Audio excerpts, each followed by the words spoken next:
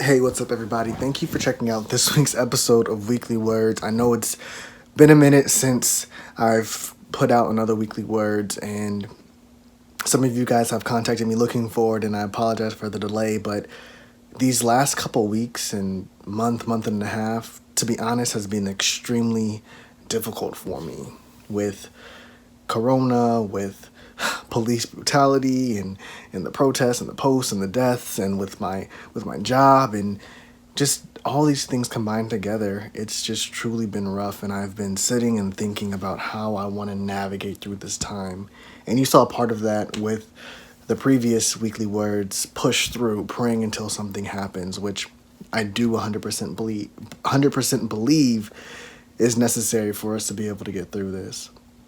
But today, I wanted to do what I do whenever I'm processing through my emotions, and that's turn to poetry. And so today I wanted to share a poem with you guys called Tears, and ultimately I want to just express to you how hard it's been for me, and also encourage everybody that it's okay to not be okay.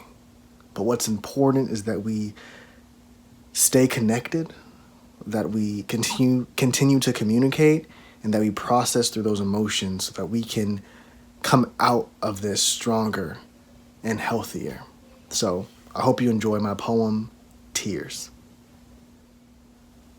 When I cry, you won't see tears fall from my eyes.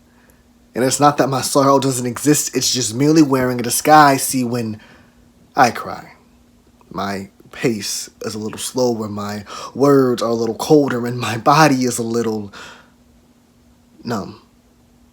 See, when I cry, my feet no longer have a set course. They walk in circle after circle after circle, forming a circumference that's cheerless. Its 6-foot radius keeps me bound to my anguish. 360 degrees of blues, never ending. See, when I cry, I see the worst in things around me. I no longer see the blooming of flowers, but I see the withering away of their petals. My hope is demolished. All I see is pain and strife getting in the way, and I can see my happiest moments turning gray. When I cry, my whole body reacts. If you look closely, you can see the collapsing of my back, my fist clenched tight, the cringing of my body, and the strain in my muscles in my hands, longing to wipe away these non-existing tears from my face. The quivering of my lips and the sniffling of my nose, with each movement of my body, my emotions take control, so I confine myself to this room so this infection doesn't spread. I fall to my knees with my hands on my head. I bang my fist on the ground, making an earthquake with each pound. I throw my head back and I look up to heaven. There's a rumbling in my gut, no deeper. There's a rumbling in my soul, and it seems to be rising as my emotions take control. There's a piercing sound, quick like lightning, orchestrated from my soul, but then released from my throat. Help me, God.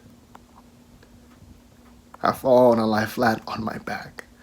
But the only sound is the beat of my heart, but my heart's beat seems to be offbeat. See, this heartbeat is the melody of my weakness. This heartbeat is the tempo of my pain. This heartbeat is the rhythm of my guilt. See, when I cry, you won't see tears fall from my eyes, but you'll hear them cry out from my soul. And as painful as it seems, it's just a natural cycle.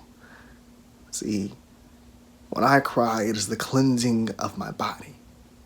And I'm removing the negativity as I'm longing for God's arms to be around me. See, when I cry, that's when I'm at my weakest.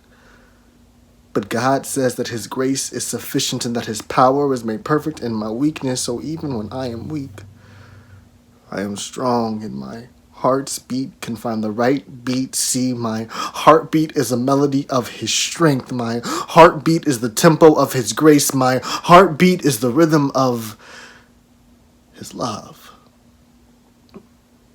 Love.